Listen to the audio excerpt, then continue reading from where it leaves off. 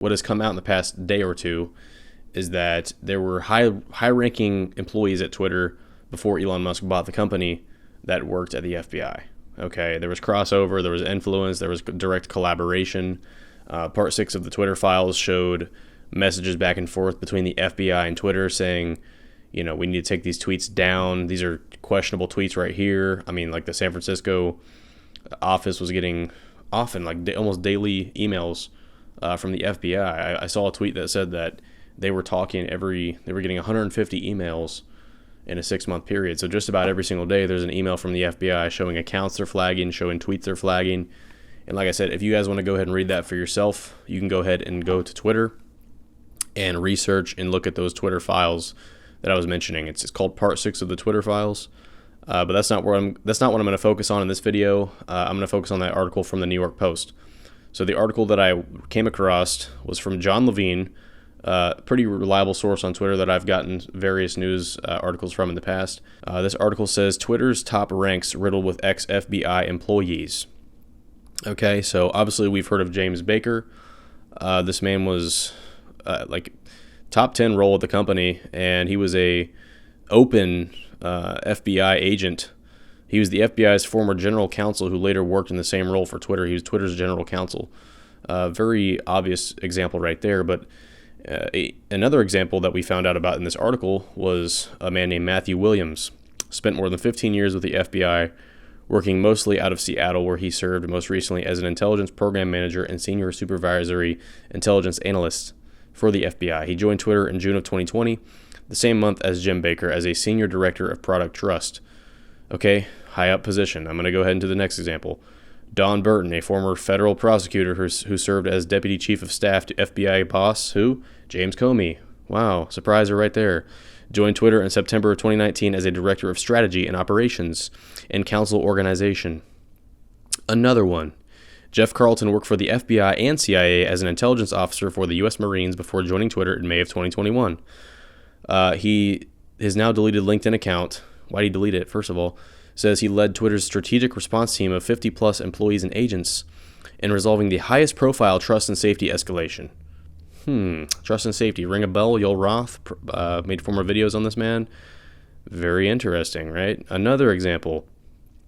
Kevin Michelena did more than 12 years as an FBI intelligence analyst before coming to Twitter to work as a senior corporate security analyst in 2021.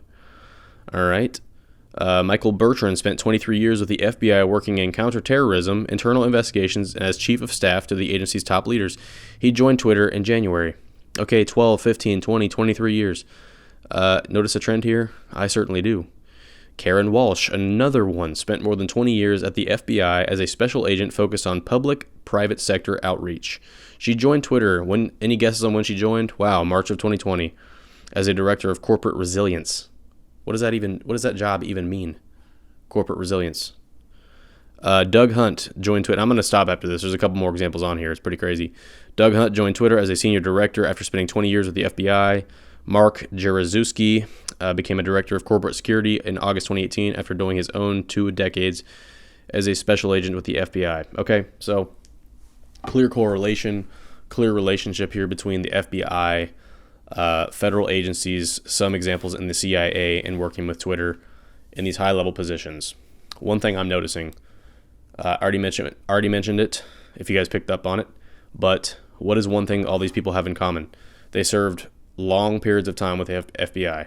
Why is that relevant? Why does it matter? In my opinion, it shows loyalty. It shows trustability. It shows that the FBI could trust these people to carry out whatever prerogative they had. Am I saying the FBI had a negative prerogative? No, not necessarily. But what I'm saying is that why do we have these people in these positions? Why? And is that a really good thing? I mean, really, is it a good thing? I don't necessarily think it is, because essentially an untouchable government organization like the FBI, CIA, these are intelligence organizations. They are, and sometimes above the president of the United States. All right. We just saw the whole Tucker Carlson story about the CIA. I'm not going to go into what it was talked about. You guys know what I'm talking about. But the connection between the intelligence agencies and some of these events in history, very suspect. And now we have people working at Twitter. This is a massive problem, in my opinion. Okay, and you guys can let me know what you think down below in the comment section right now. Do you think this is a massive problem like I do? Because I think it's a massive problem. You have so much power in the hands of these individuals, and they are literally infiltrating a private company like Twitter. They're going in these high positions, they're taking these roles and having a massive impact on the national conversation. Okay, and what this reminds me of is this whole Orwellian idea that the government knows best, Big Brother knows best. They decide what conversations we can have. They decide what misinformation is and what it is not. They decide what disinformation is and what it is not. Okay? They are the arbiters of truth. This agency. Is that the case? No. No, the arbiter of truth is us, the people. Freedom of speech from the beginning of time was an idea that came because without freedom of speech, you cannot find the truth. Without the untruths, you cannot find the truth. Without comparing the facts to the information that's not facts, you can't find the facts. You can't verify that they are the facts. That is why we need all speech. That is why we cannot have a government agency directly involved in the controlling of the speech. It's common sense, okay? It's common sense. I told you guys in this channel from the beginning, I'm really not a fan of asserting my own opinion and saying I have the right opinion or anything like that. This channel is about having conversations, exposing certain topics, kind of filling the conversation out and coming to a common sense perspective, a common sense kind of a middle ground or whatever you want to call it. But I think this is so clear that it doesn't really need much debate. But like I said, if you disagree with me, you go ahead and leave a comment in the comment section down below.